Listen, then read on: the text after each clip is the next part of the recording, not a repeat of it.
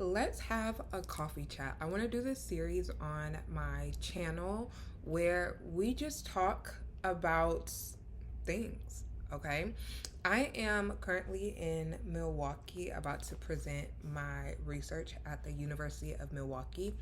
And what has really been sitting on my heart is this conversation around mentorship, advising, and just planning for the next step. I do also want to preface and say that this is going to be completely unfiltered, unedited, just a stream of consciousness, you and I having a conversation.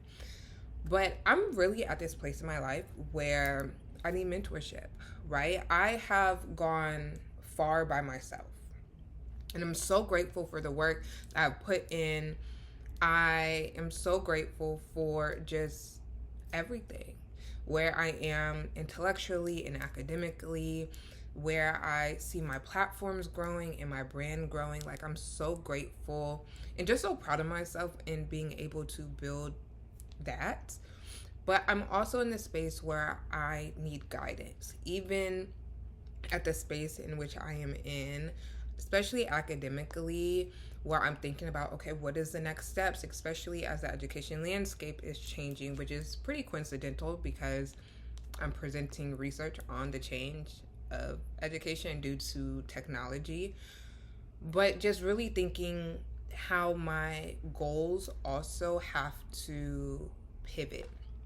And that is something that I have really been at first hesitant to, because I have such an attachment to my dreams and my goals.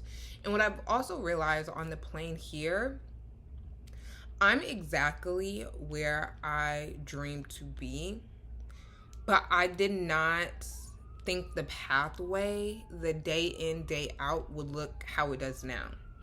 And that is neither a good or bad, not to villainize the journey, but it's just that sobering moment of like, you're not pushing the goalposts further. You're actually meeting your milestones. You're actually meeting your goals that you set. But I'm having this realization with myself on what it means to release expectation and going back to this, like, surrendering all expectation and truly having blind faith. And with this process, it dawned on me last Sunday, on the relationship that I have with trust. And like, oh, do I really trust at the depth that I convince myself I do? Because the expectations that I have, oh baby, I'm ashy. It's cold, okay? It's cold. I'm putting on lotion, but it's 45 degrees. But anyway, the expectations that I had with trust, and now that I really have to surrender, now I really have to be embedded in trust, I realize I don't trust. And I don't know. And this is the thing about getting my doctorate degree, right? And you will hear people that have their doctorate degree or that are like really wise philosophers or intellectuals. They will tell you the more you learn, the more you realize you don't know. And I learned that pretty early on, right? Like the self-righteousness that I once had academically when I was in undergrad or even my first master's, like, I didn't know nothing, but I thought I knew everything. And particularly with the work that I do, I can't have self-righteousness, right? Like, my work in academia is not about me.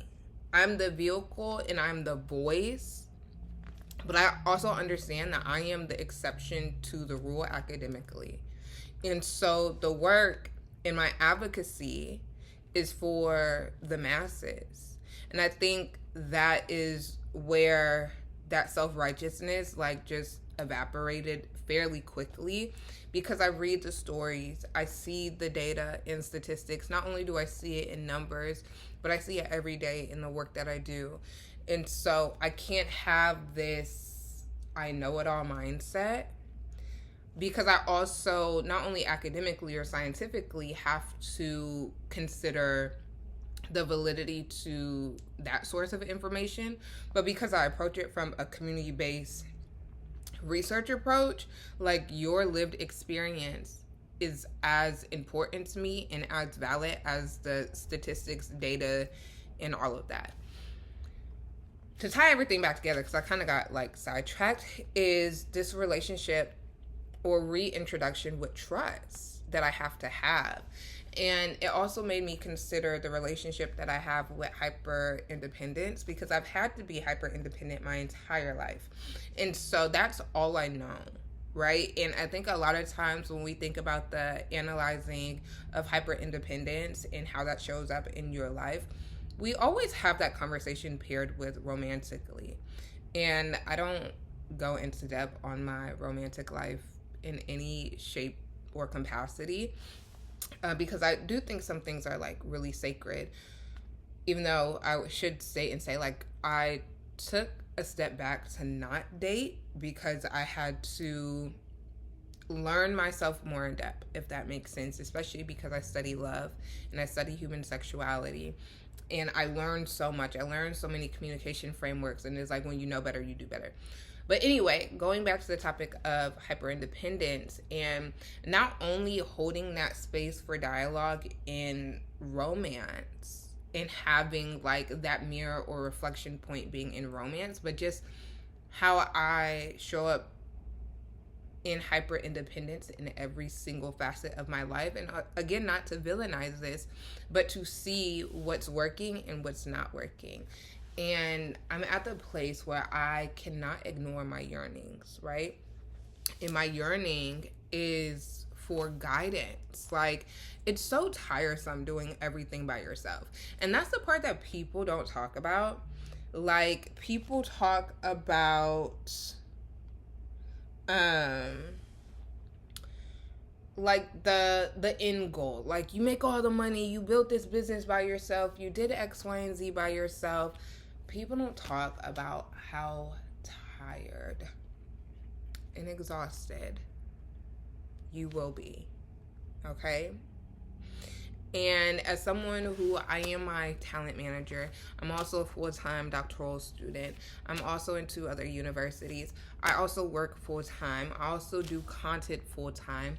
I post 9 times a day on TikTok, 6 times a day on LinkedIn, about 2 to 3 times a day on Substack, again, 2 to 3 times a day on Threads, every single day. I do that independently. My ideas, that's all me. And while, yes, I'm seeing the growth, I'm now like getting the traction, which I always dreamed of. And I'm kind of at like this turning or curvature point where it's like, oh, I used to dream about where I am today.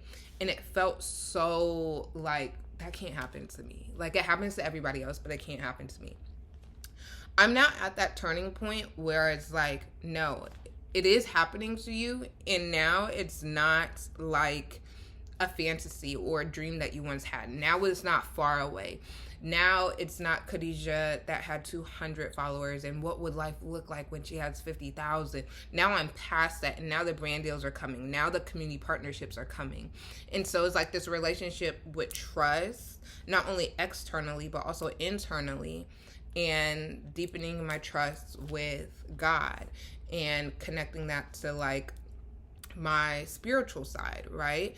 And I don't talk about religion or spirituality or my relationship with God publicly, because that is something that is so sacred to me, and anything that is sacred I don't talk about publicly, because my platforms for the most part are monetized, and I don't want to monetize my relationship with God.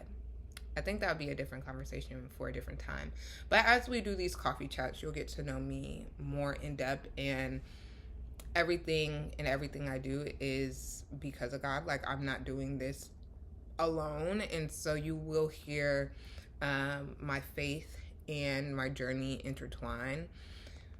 But I'm saying that to say is like, I need guidance from every facet, and this has also unrooted my fear of asking for help, because it's not the fear of being perceived or being seen like at all. I started my journey as an educator, as a teacher. I went to teachers college, but I'm also like used to presenting research, and so I love the attention.